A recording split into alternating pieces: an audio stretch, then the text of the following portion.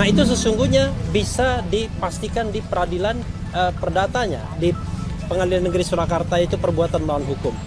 Persoalannya adalah sepertinya Jokowi menghindar dari peradilan tersebut. Jadi kawan-kawan semua, ada 3 kasus yang sedang berproses saat ini. Pertama adalah yang saya hitung berdasarkan yang sudah berproses ya. Yang lainnya seperti pengaduan dan lain sebagainya belum saya hitung. Pertama adalah gugatan perbuatan melawan hukum yang diajukan oleh Dr. Taufik di Pengadilan Negeri Surakarta. Itu satu. Yang kedua adalah laporan TPUA yang diwakili oleh Profesor Egy Sujana yang sudah dilaporkan tanggal 9 Desember 2024 dan baru diproses setelah Joko Widodo melaporkan lapor balik lah, kira-kira begitu. Kemudian yang ketiga adalah laporan pencemaran nama baik atau fitnah yang dilakukan oleh orang-orang tertentu menurut Joko Widodo. Nah, kalau menurut aturan yang ada ya, Perma nomor 1/1956 sebagaimana sering kita bahas juga, seharusnya yang harus diselesaikan itu adalah yang terkait dengan apakah ijazah Jokowi itu asli atau tidak? Apakah Jokowi mendapatkan ijazah dengan prosedur yang benar atau tidak? Nah, itu sesungguhnya bisa dipastikan di peradilan perdatanya, di Pengadilan Negeri Surakarta, itu perbuatan melawan hukum. Persoalannya adalah sepertinya Jokowi menghindar dari peradilan tersebut. Padahal dia mengatakan akan menghadirkan ijazahnya kalau seandainya diperintahkan oleh pengadilan. Ketika mediasi mereka tidak mau menampilkan ijazahnya. Bahkan ijazahnya sekarang konon adanya di Bareskrim Mabes Polri. Itu satu.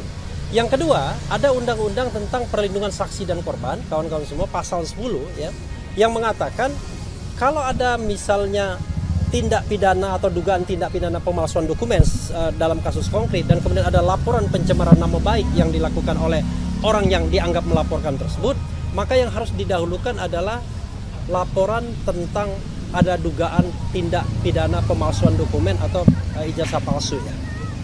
Nah, ini terbalik, yang cepat itu adalah pencemaran nama baik dan fitnahnya.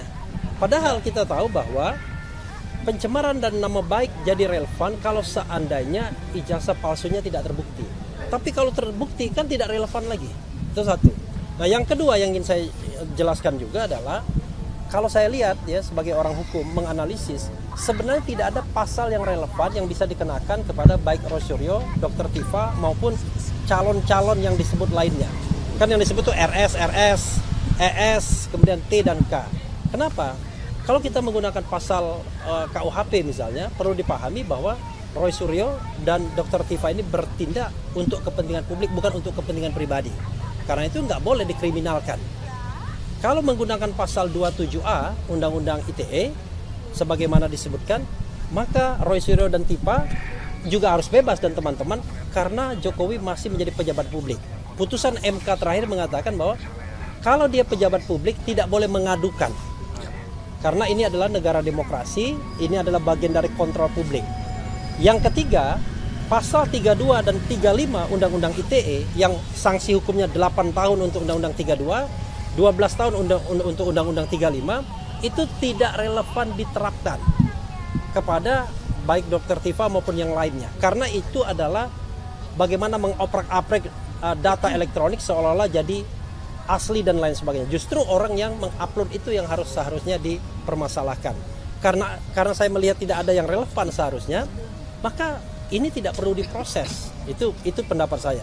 Nah, lagi pula ternyata dari informasi yang saya dapatkan, ini tidak jelas siapa yang dilaporkan sampai hari ini. Jadi dalam undangan klarifikasi yang saya dengar dari Rizal Fadila misalnya, ketika ditanyakan siapa yang dilaporkan, nggak jelas. Sementara kuasa hukum hanya menyebut RS, ES, T, dan K. Tetapi tidak secara eksplisit. Seharusnya diklarifikasi dulu kepada pelapor, Anda mau melaporkan siapa? Locus delictinya di mana? Tempus delictinya di mana? Kalau sudah clear, barulah ngundang pihak-pihak lain. Entah itu yang diperkirakan akan dijadikan tersangka, entah itu jadi saksi dan lain sebagainya. Ini seolah-olah, ini terakhir dari saya, seolah-olah belanja masalah dulu. Cari, dapatkan info. Nah, nanti cari lemahnya di mana? Lemahnya di mana, baru kita tersangkakan. Nah, ini kan penegakan hukum yang tidak fair menurut saya ya. Karena kita bicara mengenai prinsip equality before the law. Dan fungsi polisi, penegak hukum sebagai pelindung dan pengayom masyarakat, Kamtibmas dan penegakan hukum yang benar dan adil. Jadi bukan alat untuk kriminalisasi atau alat untuk penguasa menginginkan hasratnya terpenuhi. Apalagi kalau misalnya pokoknya dia harus masuk gitu kan. Saya dengar itu dari misalnya pendukung-pendukungnya. Masuk, pokoknya tidak mau tahu. Nah ini kan cara penegakan hukum yang menurut saya tidak benar. Dan seharusnya Prabowo Subianto tidak boleh lagi mengulangi tragedi ini di era pemerintahan presiden sebelumnya. Kita tahu ada Sarganda Nenggolan, ada Anton Permana, Habib Rizik, Habib Bahar, kemudian ada Jumhur Hidayat, Bunda Mary itu ada juga. Edi Mulyadi. Ini orang-orang yang dikriminalisasi bukan karena melakukan kejahatan seperti garong, rampok, korupsi dan lain sebagainya, tetapi karena berpendapat. Makanya kalau orang berpendapat kemudian bisa dikriminalisasi dan kemudian bisa divonis, maka negara kita adalah negara yang sontoloyo.